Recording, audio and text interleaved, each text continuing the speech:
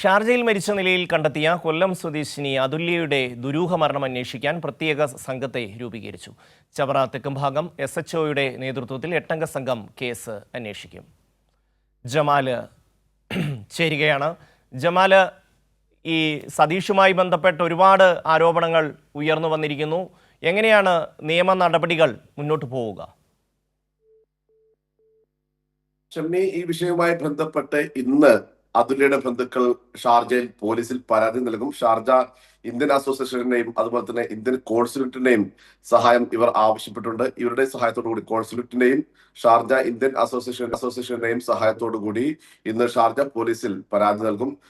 അതുല്യയുടെ മരണം കൊലപാതകമാണെന്ന് ചൂണ്ടിക്കാണിച്ചാണ് പരാതി നൽകുക എന്നാണ് അറിയുന്നത്. ശക്തമായ നിയമ നടപടികളുമായി മുന്നോട്ട് പോകാൻ തന്നെയാണ് അതുല്യയുടെ ബന്ധുക്കളുടെ തീരുമാനം. മറ്റൊന്ന്, അതുല്യയുടെ പോസ്റ്റ്മോർട്ടം നടപടികൾ ഇന്ന് നടക്കും. അതിനുശേഷം നാട്ടിലേക്ക് ഈ മൃതദേഹം കൊണ്ടുപോകുന്ന നടപടികളും തുടരുകയും ചെയ്യും.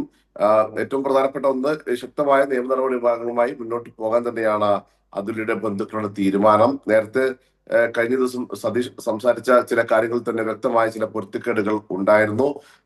അതുല്യയെ നിരന്തരമായി ഉപദ്രവിക്കാറുണ്ടായിരുന്നു എന്ന് സതീഷ് തന്നെ സ്ഥിരീകരിച്ചിരുന്നു. മാത്രമല്ല, അത് സതീഷിനെതിരെ അതുല്യയെ ഉപദ്രവിക്കുന്നതുമായി ബന്ധപ്പെട്ട ശക്തമായ ഡിജിറ്റൽ തെളിവുകൾ, വീഡിയോ തെളിവുകൾ ഉണ്ട്. ഈ തെളിവുകളൊക്കെ ഹാജരാക്കി തന്നെ, അല്ലെങ്കിൽ നേരത്തെ തന്നെ അതുല്യ ബന്ധുക്കളോടും സുഹൃത്തുക്കളോടൊക്കെ തന്നെ പീഡിപ്പിക്കുന്നതുമായി ബന്ധപ്പെട്ട് തന്നെ ഉപദ്രവിക്കുന്ന കാര്യങ്ങൾ പങ്കുവച്ചിരുന്നു. ഈ വിവരങ്ങളൊക്കെ തന്നെയും പോലീസിന് നൽകി ശക്തമായ നിയമ നടപടികൾ ഇവിടെ ആരംഭിക്കാനാണ് അതുല്യയുടെ ബന്ധുക്കളുടെ നീക്കം. ഏതായാലും ഇന്ന് ഇതുമായി ബന്ധപ്പെട്ട പോലീസിൽ പരാതി നൽകും എന്നാണ് അറിയിച്ചിട്ടുള്ളത്. തീർച്ചയായും ഈ ഒരുപാട് ദൃശ്യങ്ങൾ പുറത്തു വന്നിട്ടുണ്ടല്ലോ ജമാൽ. ഈ പെൺകുട്ടി അതിക്രൂരമായ പീഡനങ്ങൾക്കാണ് ഈ കഴിഞ്ഞ കാലം അത്രയും ഇരയായത് എന്നുള്ളത് ഈ ദൃശ്യങ്ങളിൽ നിന്ന് വെളിവാകുന്നുണ്ട്. ഈ മൊബൈൽ അടക്കം കണ്ടെത്താനും അതുപോലെ തന്നെ ഈ അന്വേഷണത്തിൻ്റെ ഒരു തെളിവായി അത് സ്വീകരിക്കാനും ഒക്കെയുള്ള നടപടികൾ സ്വീകരിക്കേണ്ടതല്ലേ? തീർച്ചയായും തെളിവുകൾ ഏറെ പ്രധാനമാണ്. ഈ തെളിവുകളുടെ സോഴ്സ് കൂടി ഒരു ഏറ്റവും പ്രധാനപ്പെട്ട കാര്യമാണ്. വാട്സപ്പ് സന്ദേശങ്ങൾ അല്ലെങ്കിൽ അത്തരത്തിലല്ലാതെ ഈ ഫോൺ കണ്ടെത്തുകയും അതിന് ഉറവിടം കണ്ടെത്തുക എന്നത് ഏറ്റവും പ്രധാനമാണ്. പക്ഷെ അതൊക്കെ തന്നെയും പോലീസ് അതിന്റെ കൃത്യമായ സംവിധാനങ്ങളുണ്ട്. അത് ആ തരത്തിൽ തന്നെ നീങ്ങും. ഫോറൻസിക് നടപടികളൊക്കെ തന്നെയും ആ തരത്തിലാണ് നീങ്ങുന്നത്. മാത്രമല്ല, ഏറ്റവും ഒരു പ്രധാനപ്പെട്ട കേസ് എന്ന നിലയിൽ തന്നെ ഇത് കൈകാര്യം ചെയ്യപ്പെടും. ഇന്ത്യൻ കോൺസുലേറ്റിന്റെ ഒരു സഹായം അല്ലെങ്കിൽ ഇടപെടൽ ഇക്കാര്യത്തിൽ ഉണ്ട്. ഒപ്പം തന്നെ ഷാർജയിലെ UAE ഏറ്റവും മലയാളികളുടെ ഏറ്റവും വലിയ ഔദ്യോഗിക സംഘടനയാണ് ഷാർജ ഇന്ത്യൻ അസോസിയേഷൻ. ഈ ഷാർജ ഇന്ത്യൻ അസോസിയേഷന്റെ ഒരു സഹായം ഇക്കാര്യത്തിലുണ്ട്. ഈ അസോസിയേഷൻ ഭാരവാഹികളെ അതുല്യയുടെ ബന്ധുക്കൾ നേരിട്ട് കണ്ട് ഇക്കാര്യത്തിൽ സഹായം വേണമെന്ന് അഭ്യർത്ഥിച്ചിട്ടുണ്ട്. അതുകൊണ്ട് തന്നെ ശക്തമായ നിയമ നടപടികൾ ഇക്കാര്യത്തിൽ ഉണ്ടാകും. പഴുതടച്ച ഒരു അന്വേഷണം തന്നെ അക്കാര്യത്തിൽ ഉണ്ടാകും എന്ന് ഉറപ്പാണ്. പക്ഷെ പരാതി പോലീസിൽ സ്വീകരിച്ച ശേഷം മാത്രമാണ്, നൽകിയ ശേഷം മാത്രമാണ് അത്തരത്തിലുള്ള നിയമ നടപടികളുമായി മുന്നോട്ട് പോവുക. ശക്തമായ ഡിജിറ്റൽ തെളിവുകൾ ഇക്കാര്യത്തിൽ ഉണ്ട് എന്നതാണ് ഈ കേസിനെ ഒരുപക്ഷെ കൂടുതൽ ബലപ്പെടുത്താൻ പോകുന്ന പ്രധാനപ്പെട്ട ഒരു ഘടകം. തീർച്ചയായും ഈ നിയമ നടപടികൾ പോകുമ്പോൾ ഈ ഷാർജയിൽ ഏത് രീതിയിൽ ഇദ്ദേഹത്തിനെതിരെ, ഈ സതീഷിനെതിരെ നടപടി സ്വീകരിക്കാൻ കഴിയും? അതല്ല, നാട്ടിലേക്ക് കൊണ്ടുവന്ന് മാത്രമേ അയാൾക്കെതിരെ പോലീസ് നടപടി സ്വീകരിക്കാൻ കഴിയൂ എന്നുണ്ടോ?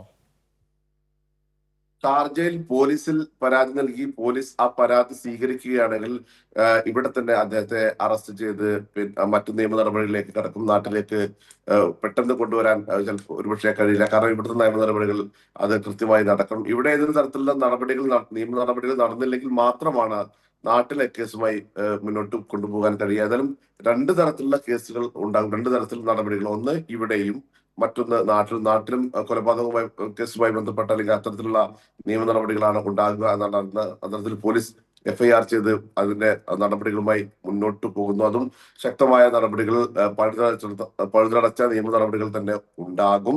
ഷാർജയിലാണെങ്കിലും പോലീസിൽ കേസ് രജിസ്റ്റർ ചെയ്താൽ ഉടൻ തന്നെ അതുമായി ബന്ധപ്പെട്ട നിയമ നടപടികൾ ശക്തമായി മുന്നോട്ട് പോകും. നേരത്തെ സൂചിപ്പിച്ചതുപോലെ പരസ്പര വിരുദ്ധമായ കാര്യങ്ങളാണ് ഇന്നലെ സതീഷിനെ കണ്ടപ്പോൾ തന്നെ സതീഷ് മാധ്യമങ്ങളോടൊക്കെ സംസാരിച്ചത്.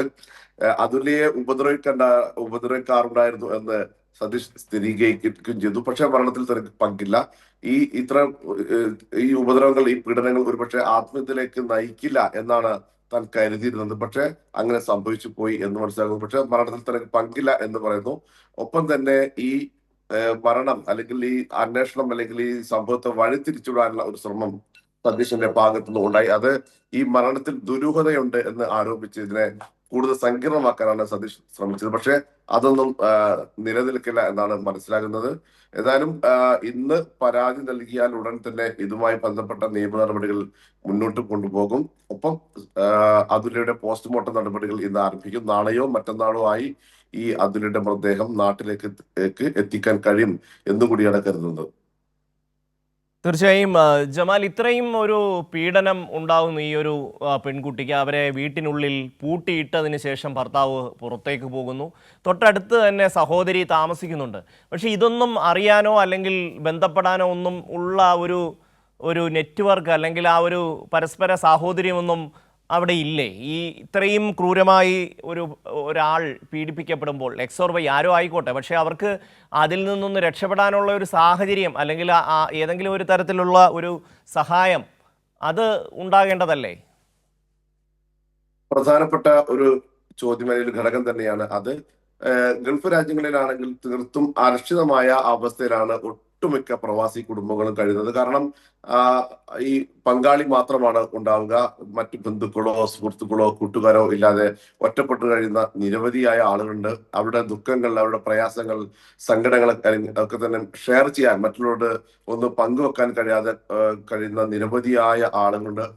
അത്തരത്തിലുള്ള ഈ അങ്ങനെയുള്ള കുടുംബങ്ങളിൽ ഇത്തരത്തിലുള്ള പീഡനങ്ങൾ കൂടിയാകുമ്പോൾ അതിന്റെ ആഘാതം അല്ലെങ്കിൽ ഇത്തരത്തിലുള്ള സംഭവങ്ങൾ ഉണ്ടാകാനുള്ള ഒരു സാധ്യത ഈ സംഭവം തെളിയിക്കുന്നത്. അതുല്യയുടെ കാര്യത്തിലാണെങ്കിൽ സതീഷ് നിരന്തരമായി ഉപദ്രവിക്കാറുണ്ടായിരുന്നു എന്ന് അതുല്യ തന്നെ തന്റെ ബന്ധുക്കളോട് പരാതിപ്പെട്ടിരുന്നു. നേരത്തെ സതീശനെതിരെ ഒരു കേസ് നൽകാനുള്ള ശ്രമം നടന്നിരുന്നു. പക്ഷെ അന്ന് ചില കാരണങ്ങൾ കൊണ്ട് പോലീസിൽ അന്ന് പരാതി നൽകാൻ കഴിഞ്ഞില്ല.